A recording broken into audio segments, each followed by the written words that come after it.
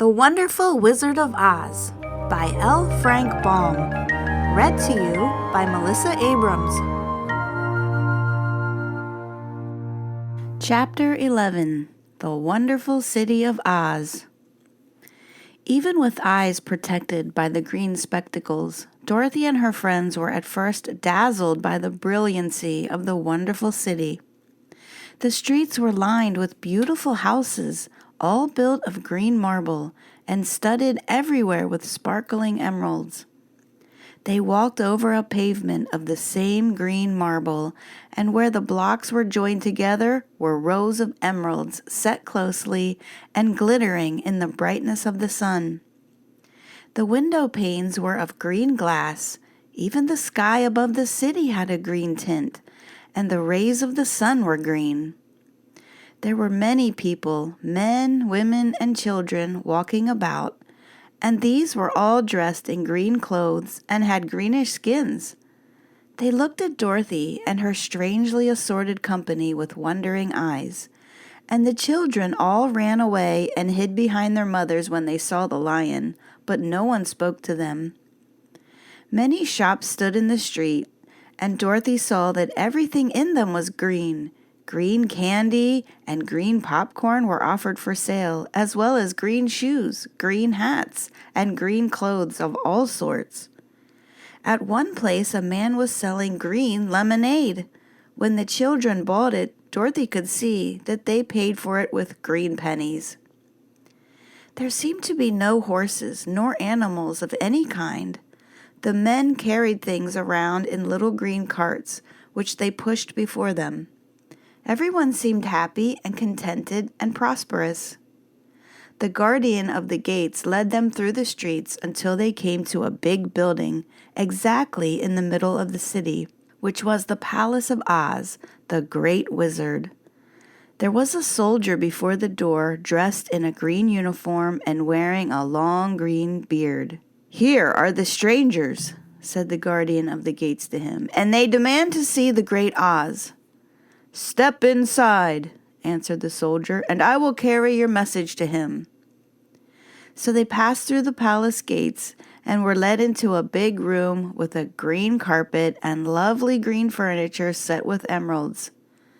The soldier made them all wipe their feet upon a green mat before entering this room, and when they were seated, he said politely, "Please make yourself comfortable while I go to the door of the throne room and tell Oz you are here." They had to wait a long time before the soldier returned. When at last he came back, Dorothy asked, "Have you seen Oz?" "Oh, no," returned the soldier. "I have never seen him, but I spoke to him as he sat behind his screen and gave him your message.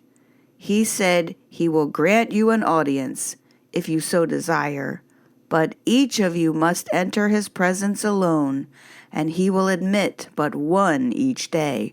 Therefore, as you must remain in the palace for several days, I will have you shown to rooms where you may rest in comfort after your journey."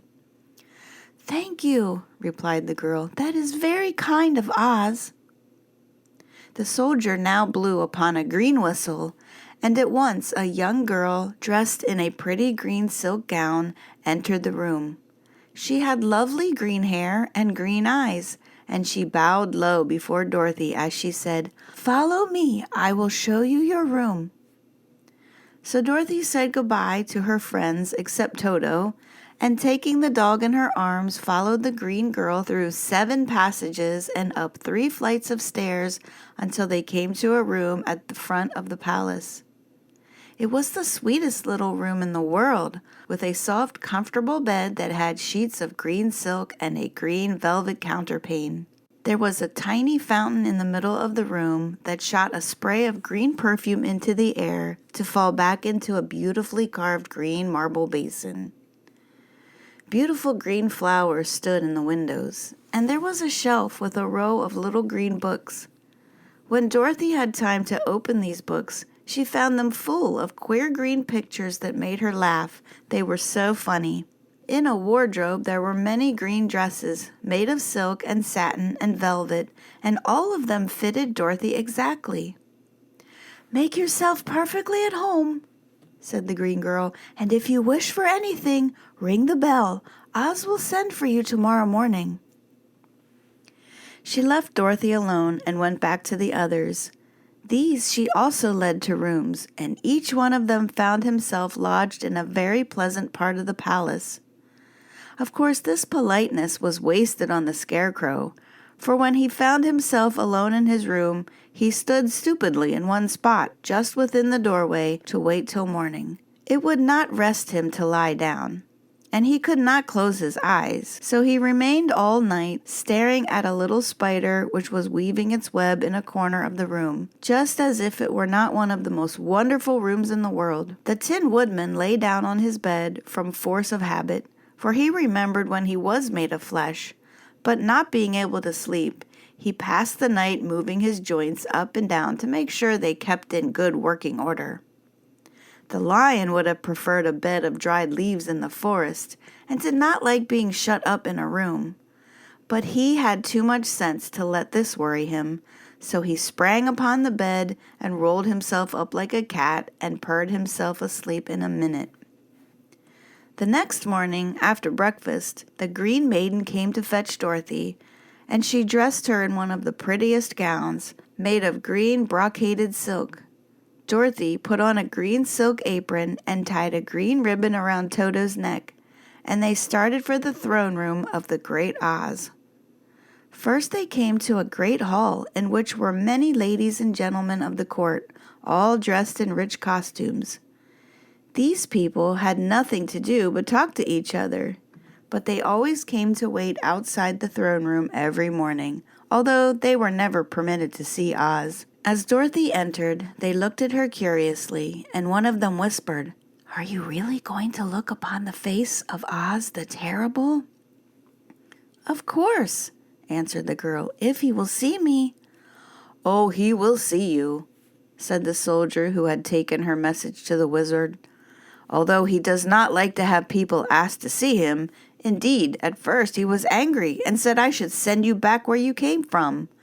Then he asked me what you looked like, and when I mentioned your silver shoes, he was very much interested. At last I told him about the mark upon your forehead, and he decided he would admit you to his presence." Just then a bell rang, and the green girl said to Dorothy, "This is the signal. You must go into the throne room alone." She opened a little door, and Dorothy walked boldly through and found herself in a wonderful place. It was a big, round room with a high arched roof, and the walls and ceiling and floor were covered with large emeralds set closely together. In the center of the roof was a great light, as bright as the sun, which made the emeralds sparkle in a wonderful manner. But what interested Dorothy most was the big throne of green marble that stood in the middle of the room. It was shaped like a chair and sparkled with gems, as did everything else. In the center of the chair was an enormous head without a body to support it, or any arms or legs whatever. There was no hair upon this head, but it had eyes and a nose and a mouth, and was much bigger than the head of the biggest giant.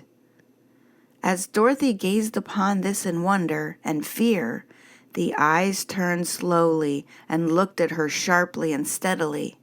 Then the mouth moved, and Dorothy heard a voice say, "I am Oz, the Great and Terrible. Who are you, and why do you seek me?" It was not such an awful voice as she had expected to come from the big head, so she took courage and answered, "I am Dorothy, the small and meek. I have come to you for help."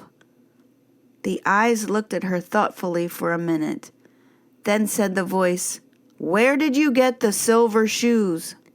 "I got them from the Wicked Witch of the East when my house fell on her and killed her," she replied. "Where did you get the mark upon your forehead?" continued the voice.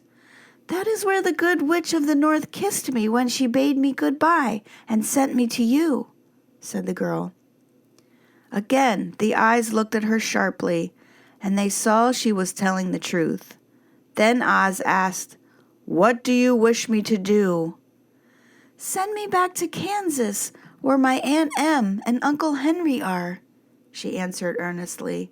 "I don't like your country, although it is so beautiful, and I am sure Aunt Em will be dreadfully worried over my being away so long."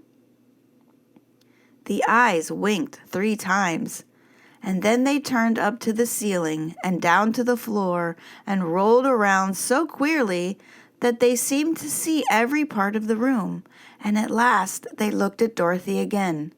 "Why should I do this for you?" asked Oz. "Because you are strong and I am weak, because you are a great wizard and I am only a little girl." "But you were strong enough to kill the Wicked Witch of the East," said Oz. "That just happened," returned Dorothy simply. "I could not help it." "Well," said the head, "I will give you my answer.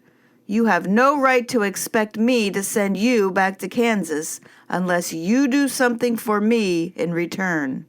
In this country, everyone must pay for everything he gets. If you wish me to use my magic power to send you home again, you must do something for me first. Help me, and I will help you." "What must I do?" asked the girl. "Kill the Wicked Witch of the West," answered Oz. "But I cannot!" exclaimed Dorothy, greatly surprised. "You killed the Witch of the East, and you wear the silver shoes which bear a powerful charm. There is now but one wicked witch left in all this land, and when you can tell me she is dead, I will send you back to Kansas, but not before." The little girl began to weep. She was so much disappointed, and the eyes winked again and looked upon her anxiously, as if the great Oz felt that she could help him if she would. "I never killed anything willingly," she sobbed. "Even if I wanted to, how could I kill the Wicked Witch? If you, who are great and terrible, cannot kill her yourself, how do you expect me to do it?" "I do not know," said the head, "but that is my answer, and until the Wicked Witch dies, you will not see your uncle and aunt again. Remember that the witch is wicked, tremendously wicked, and ought to be killed. Now go, and do not ask to see me again until you have done your task." Sorrowfully, Dorothy left the throne room and went back where the lion and the Scarecrow and the Tin Man were waiting to hear what Oz had said to her. "There is no hope for me," she said sadly, "for Oz will not send me home until I have killed the Wicked Witch of the West, and that I can never do." Her friends were sorry, but could do nothing to help her. So Dorothy went to her own room and lay down on the bed and cried herself to sleep. The next morning, the soldier with the green whiskers came to the Scarecrow and said, "Come with me, for Oz has sent for you." So the Scarecrow followed him and was admitted into the great throne room, where he saw sitting in the emerald throne a most lovely lady. She was dressed in green silk gauze and wore upon her flowing green locks a crown of jewels. Growing from her shoulders were wings, gorgeous in color and so light and fluttered if the slightest breath of air reached them. When the Scarecrow had bowed, as prettily as his straw stuffing would let him, before this beautiful creature, she looked upon him sweetly and said, "I am Oz, the great and terrible. Who are you, and why do you seek me?" Now the Scarecrow, who had expected to see the great head Dorothy had told him of, was much astonished, but he answered her bravely, "I am a scarecrow stuffed with straw. Therefore I have no brains, and I come to you praying that you will put brains in my head instead of straw, so that I may become as much a man as any in your dominions." "Why should I do this for you?" asked the lady. "Because you are wise and powerful, and no one else can help me," answered the Scarecrow. "I never grant favors without some return," said Oz. But this much I will promise. If you will kill me, the Wicked Witch of the West, I will bestow upon you a great many brains, and such good brains that you will be the wisest man in all the land of Oz." "I thought you asked Dorothy to kill the witch," said the Scarecrow in surprise. "So I did. I don't care who kills her, but until she is dead, I will not grant your wish. Now go, and do not seek me again until you have earned the brains you so greatly desire." The Scarecrow went sorrowfully back to his friends and told them what Oz had said, and Dorothy was surprised to find the Great Wizard was not a head, as she had seen him, but a lovely lady. "All the same," said the Scarecrow, "she needs a heart as much as the Tin Woodman." On the next morning, the soldier with the green whiskers came to the Tin Woodman and said, "Oz has sent for you. Follow me." So the Tin Woodman followed him and came to the great throne room. He did not know whether he would find Oz, a lovely lady, or a head, but he hoped it would be the lovely lady. "For," he said to himself, "if it is the head, I am sure I shall not be given a heart, since a head has no heart of its own, and therefore cannot feel for me. But if it is the lovely lady, I shall beg hard for a heart, for all ladies are themselves said to be kindly-hearted." But when the Woodman entered the great throne room, he saw neither the head nor the lady, for Oz had taken the shape of a most terrible beast. It was nearly as big as an elephant, and the great throne room seemed hardly strong enough to hold its weight. The beast had a head like that of a rhinoceros, only there were 5 eyes in its face. There were 5 long arms growing out of its body, and it also had 5 long, slim legs. Thick, woolly hair covered every part of it, and a more dreadful-looking monster could not be imagined. It was fortunate the Tin Woodman had no heart at that moment, for it would have beat loud and fast from terror. But being only tin, the Woodman was not at all afraid, although he was much disappointed. "I am Oz, the great and terrible," spoke the beast, in a voice that was one great roar. "Who are you, and why do you seek me?" "I am a woodman, and made of tin. Therefore I have no heart, and cannot love. I pray you give me a heart, that I may be as other men are." "Why should I do this?" demanded the beast. "Because I ask it, and you alone can grant my request," answered the Woodman. Oz gave a low growl at this, but said gruffly, "If you indeed desire a heart, you must earn it." "How?" asked the Woodman. "Help Dorothy to kill the Wicked Witch of the West," replied the beast.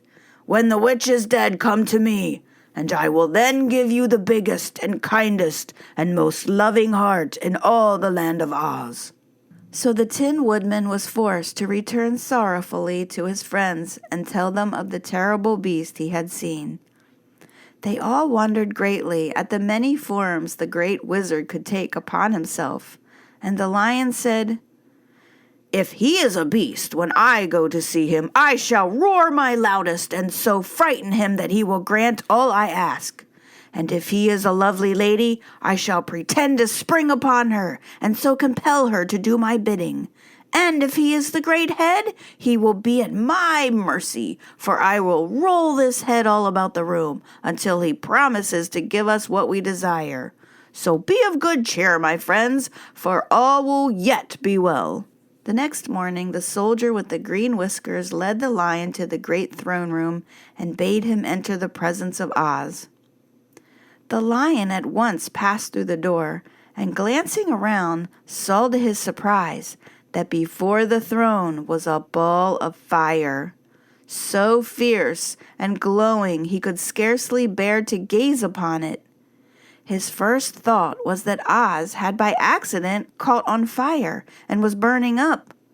But when he tried to go nearer, the heat was so intense that it singed his whiskers, and he crept back trembling to a spot nearer the door. Then a low, quiet voice came from the ball of fire, and these were the words it spoke. "I am Oz, the great and terrible. Who are you, and why do you seek me?" And the lion answered, "I am a cowardly lion, afraid of everything. I came to you to beg that you give me courage, so that in reality I may become the king of beasts, as men call me." "Why should I give you courage?" demanded Oz. "Because of all wizards you are the greatest, and alone have power to grant my request," answered the lion. The ball of fire burned fiercely for a time, and the voice said, "Bring me proof that the wicked witch is dead, and that moment I will give you courage. But as long as the witch lives, you may remain a coward." The lion was angry at this speech, but could say nothing in reply. And while he stood silently gazing at the ball of fire, it became so furiously hot that he turned tail and rushed from the room. He was glad to find his friends waiting for him, and told them of his terrible interview with the wizard. "What shall we do now?" asked Dorothy sadly. "There is only one thing we can do," replied the lion, "and that is to go to the land of the Winkies, seek out the wicked witch, and destroy her." "But suppose we cannot?" said the girl. "Then I shall never have courage," declared the lion. "And I shall never have brains," answered the Scarecrow. "And I shall never have a heart," spoke the Tin Woodman. "And I shall never see Aunt Em and Uncle Henry," said Dorothy, beginning to cry. "Be careful," cried the green girl. "The tears will fall on your green silk gown and spot it." So Dorothy dried her eyes and said, "I suppose we must try it, but I am sure I do not want to kill anybody, even to see my Aunt Em again." "I will go with you, but I'm too much of a coward to kill the witch," said the lion. "I will go too," declared the Scarecrow, "but I shall not be of much help to you. I am such a fool." "I haven't the heart to harm even a witch," remarked the Tin Woodman. "But if you go, I certainly shall go with you." Therefore, it was decided to start upon their journey the next morning, and the woodman sharpened his axe on a green grinding stone and had all his joints properly oiled. The Scarecrow stuffed himself with fresh straw, and Dorothy put new paint on his eyes that he might see better. The green girl, who was very kind to them, filled Dorothy's basket with good things to eat and fastened a little bell around Toto's neck with a green ribbon. They went to bed quite early and slept soundly until daylight, when they were awakened by the crowing of a green cock that lived in the backyard of the palace and the cackling of a hen that had laid a green egg. Chapter 12. The Search for the Wicked Witch. The soldier with the green whiskers led them through the streets of the Emerald City until they reached the room where the guardian of the gates lived. This officer unlocked their spectacles to put them back in his great box, and then he politely opened the gate for our friends. "Which road leads to the Wicked Witch of the West?" asked Dorothy. "There is no road," answered the guardian of the gates. "No one ever wishes to go that way." "How, then, are we to find her?" inquired the girl. "That will be easy," replied the man. "For when she knows you are in the country of the Winkies, she will find you and make you all her slaves." "Perhaps not," said the Scarecrow, "for we mean to destroy her." "Oh, that is different," said the guardian of the gates. "No one has ever destroyed her before, so I naturally thought she would make slaves of you, as she has of the rest. But take care, for she is wicked and fierce, and may not allow you to destroy her. Keep to the west, where the sun sets, and you cannot fail to find her." They thanked him and bade him goodbye and turned toward the west, walking over fields of soft grass dotted here and there with daisies and buttercups. Dorothy still wore the pretty silk dress she had put on in the palace, but now, to her surprise, she found it was no longer green, but pure white. The ribbon around Toto's neck had also lost its green color and was as white as Dorothy's dress. The Emerald City was soon left far behind. As they advanced, the ground became rougher and hillier, for there were no farms nor houses in this country of the West, and the ground was untilled. In the afternoon, the sun shone hot in their faces, for there were no trees to offer them shade, so that before night, Dorothy and Toto and the lion were tired and lay down upon the grass and fell asleep, with the woodman and the Scarecrow keeping watch.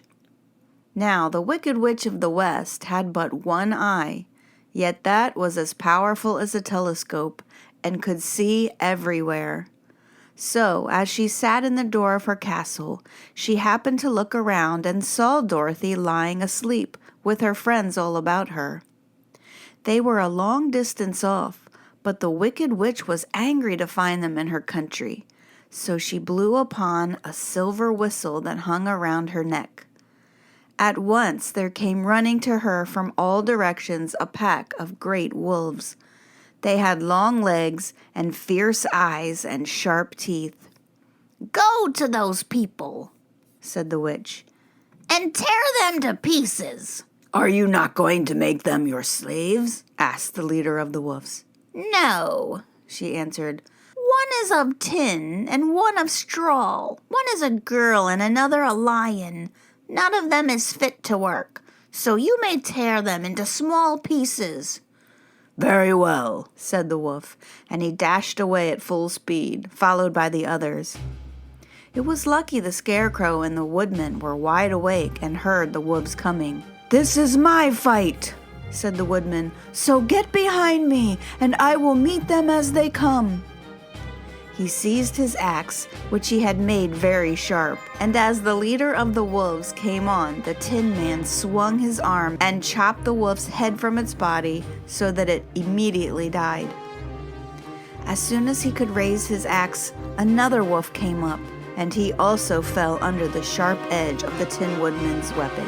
There were 40 wolves, and 40 times a wolf was killed, so that at last they all lay dead in a heap before the Woodman. Then he put down his axe and sat beside the Scarecrow, who said, "It was a good fight, friend." They waited until Dorothy awoke the next morning. The little girl was quite frightened when she saw the great pile of shaggy wolves, but the Tin Woodman told her all. She thanked him for saving them and sat down to breakfast, after which they started again upon their journey. Now this same morning the Wicked Witch came to the door of her castle and looked out with her one eye that could see far off. She saw all her wolves lying dead, and the strangers still traveling through her country. This made her angrier than before, and she blew her silver whistle twice. Straightway, a great flock of wild crows came flying toward her, enough to darken the sky. And the Wicked Witch said to the King Crow, "Fly at once to the strangers, pick out their eyes, and tear them to pieces." The wild crows flew in one great flock toward Dorothy and her companions. When the little girl saw them coming, she was afraid. But the Scarecrow said, "This is my battle, so lie down beside me, and you will not be harmed." So they all lay down upon the ground, except the Scarecrow, and he stood up and stretched out his arms.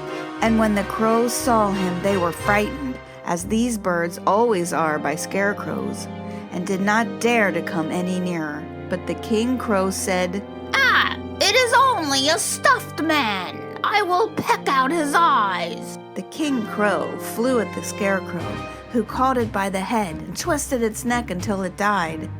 And then another crow flew at him, and the Scarecrow twisted its neck also. There were 40 crows, and 40 times the Scarecrow twisted a neck, until at last all were lying dead beside him. Then he called to his companions to rise, and again they went upon their journey. When the wicked witch looked out again and saw all her crows lying in a heap, she got into a terrible rage and blew 3 times upon her silver whistle. Forthwith there was heard a great buzzing in the air, and a swarm of black bees came flying toward her. "Go to the strangers and sting them to death," commanded the witch. And the bees turned and flew rapidly until they came to where Dorothy and her friends were walking. But the woodman had seen them coming, and the Scarecrow had decided what to do. "Take out my straw and scatter it over the little girl and the dog and the lion," he said to the woodman. "and the bees cannot sting them." This the woodman did, and as Dorothy lay close beside the lion and held Toto in her arms, the straw covered them entirely. The bees came and found no one but the woodman to sting, so they flew at him and broke off all their stings against the tin, without hurting the woodman at all. And as bees cannot live when their stings are broken, that was the end of the black bees, and they lay scattered thick about the woodman like little heaps of fine coal. Then Dorothy and the lion got up, and the girl helped the Tin Woodman put the straw back into the Scarecrow again, until he was as good as ever. So they started upon their journey once more. The wicked witch was so angry when she saw her black bees in little heaps like fine coal that she stamped her foot and tore her hair and gnashed her teeth. And then she called a dozen of her slaves, who were the Winkies, and gave them sharp spears, telling them to go to the strangers and destroy them. The Winkies were not a brave people, but they had to do as they were told. So they marched away until they came near to Dorothy. Then the lion gave a great roar and sprang towards them, and the poor Winkies were so frightened that they ran back as fast as they could. When they returned to the castle, the wicked witch beat them with a strap and sent them back to their work, after which she sat down to think what she should do next. She could not understand how all her plans to destroy these strangers had failed. But she was a powerful witch, as well as a wicked one, and she soon made up her mind how to act. There was in her cupboard a golden cap with a circle of diamonds and rubies running round it. This golden cap had a charm. Whoever owned it could call 3 times upon the winged monkeys, who would obey any order they were given, but no person could command these strange creatures more than 3 times. Twice already the wicked witch had used the charm of the cap. Once was when she had made the Winkies her slaves and set herself to rule over their country. The winged monkeys had helped her do this. The second time was when she had fought against the great Oz himself and driven him out of the land of the West. The winged monkeys had also helped her in doing this. Only once more could she use this golden cap, for which reason she did not like to do so until all her other powers were exhausted. But now that her fierce wolves and her wild crows and her stinging bees were gone, and her slaves had been scared away by the cowardly lion, she saw there was only one way left to destroy Dorothy and her friends. So the wicked witch took the golden cap from her cupboard and placed it upon her head. Then she stood upon her left foot and said slowly, "Pe, pe, pe, ka, ke." Next, she stood upon her right foot and said, "Hello, holo, hello." After this, she stood upon both feet and cried in a loud voice, "Zizzy, zazzy, zick." Now the charm began to work. The sky was darkened, and a low rumbling sound was heard in the air.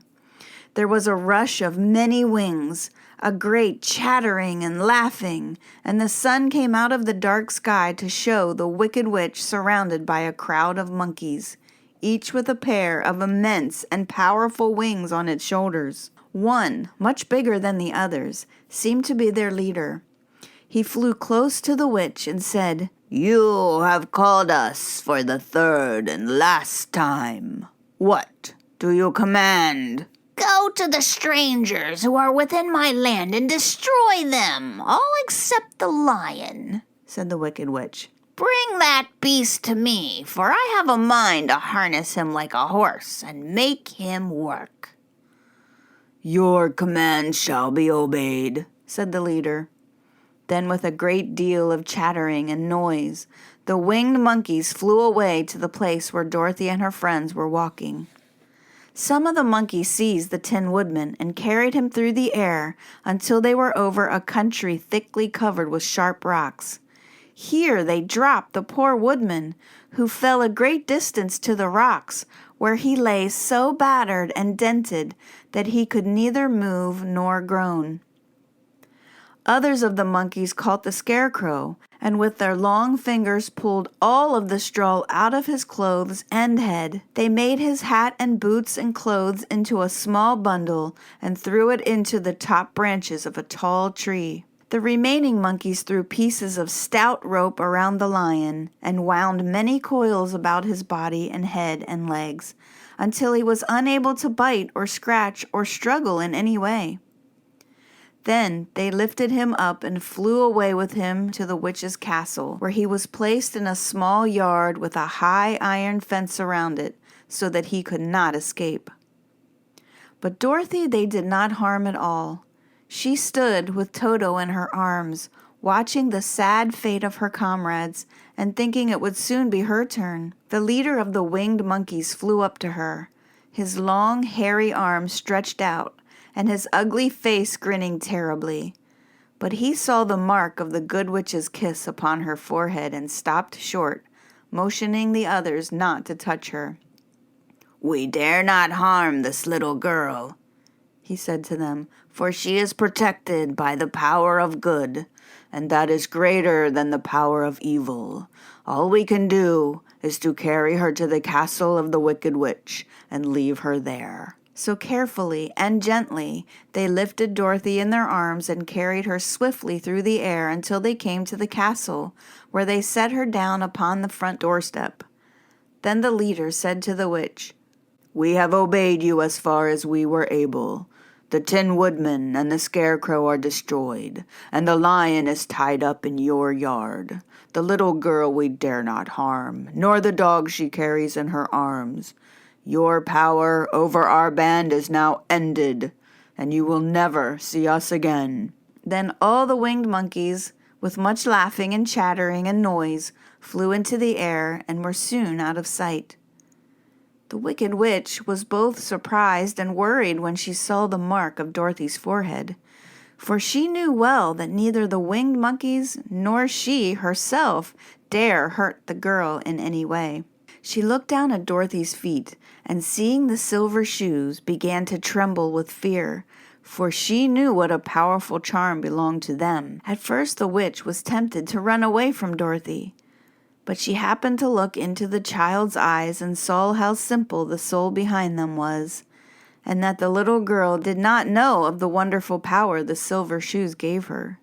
So the Wicked Witch laughed to herself and thought, I can still make her my slave, for she does not know how to use her power.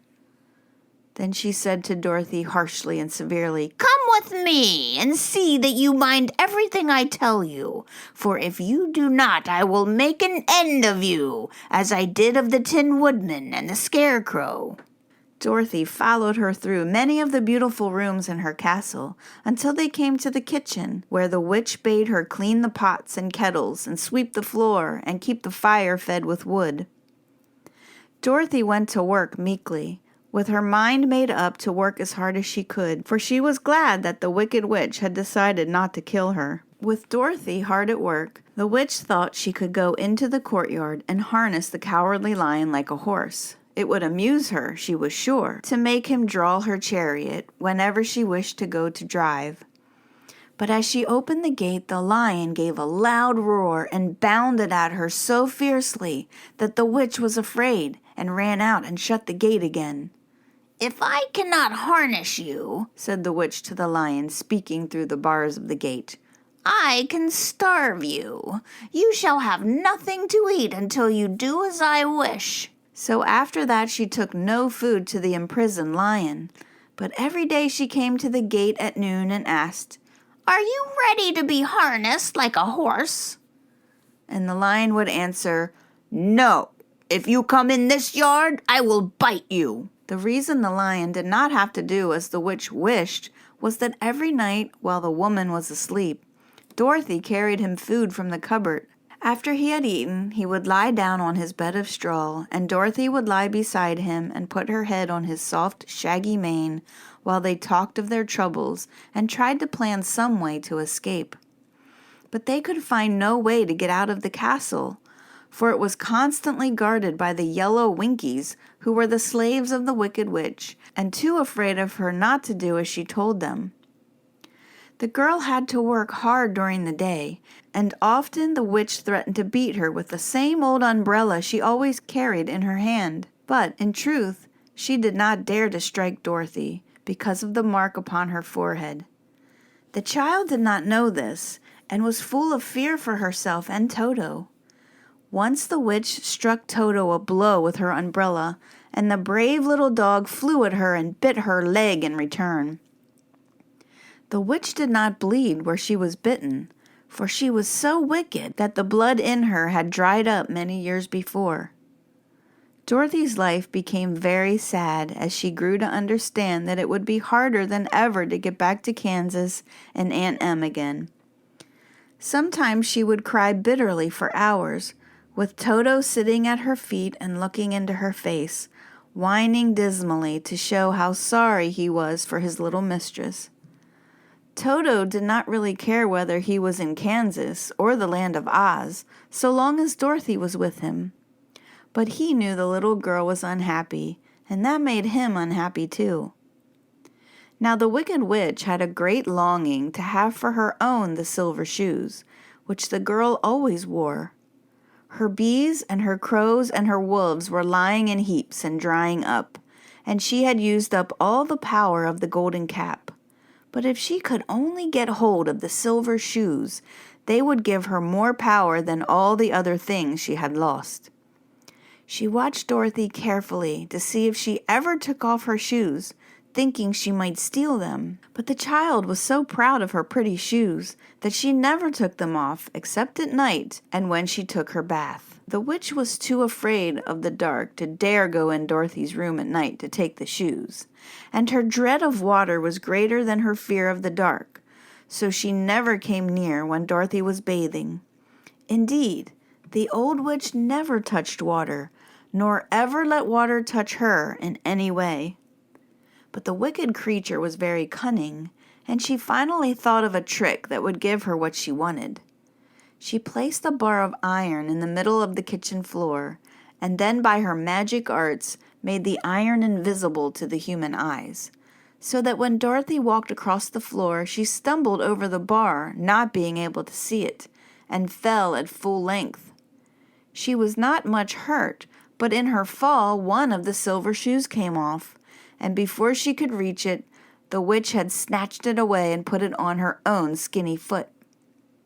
The wicked woman was greatly pleased with the success of her trick, for as long as she had one of the shoes, she owned half the power of their charm. And Dorothy could not use it against her, even had she known how to do so. The little girl, seeing she had lost one of her pretty shoes, grew angry and said to the witch, "Give me back my shoe!" "I will not," retorted the witch, "for it is now my shoe and not yours." "You are a wicked creature," cried Dorothy. "You have no right to take my shoe from me." "I shall keep it, just the same," said the witch, laughing at her. "And someday I shall get the other one from you too." This made Dorothy so very angry that she picked up the bucket of water that stood near her and dashed it over the witch, wetting her from head to foot. Instantly, the wicked woman gave a loud cry of fear, and then, as Dorothy looked at her in wonder, the witch began to shrink and fall away. "See what you have done!" she screamed. "In a minute I shall melt away." "I'm very sorry indeed," said said Dorothy, who was truly frightened to see the witch actually melting away like brown sugar before her very eyes. Didn't you know water would be the end of me? Asked the witch in a wailing, despairing voice. Of course not, answered Dorothy. How should I? Well, in a few minutes I shall be all melted, and you will have the castle to yourself. I have been wicked in my day, but I never thought a little girl like you would ever be able to melt me and end my wicked deeds. Look out! Here I go! With these words, the witch fell down in a brown, melted, shapeless mass and began to spread over the clean boards of the kitchen floor. Seeing that she had really melted away to nothing, Dorothy drew another bucket of water and threw it over the mess. She then swept it all out the door. After picking out the silver shoes, which was all that was left of the old woman, she cleaned and dried it with a cloth and put it on her foot again. Then, being at last free to do as she chose, she ran out of the courtyard to tell the lion that the Wicked Witch of the West had come to an end, and that they were no longer prisoners in a strange land.